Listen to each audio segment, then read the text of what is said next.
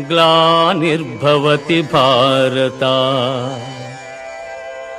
అభ్యుత్థానమధర్మస్య తదాత్మానం సృజామ్యహం.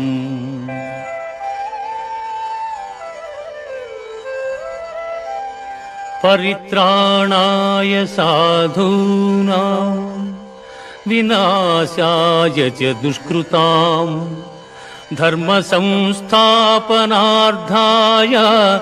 సంభవామి యుగే యుగే సంభవామి యుగే యుగే.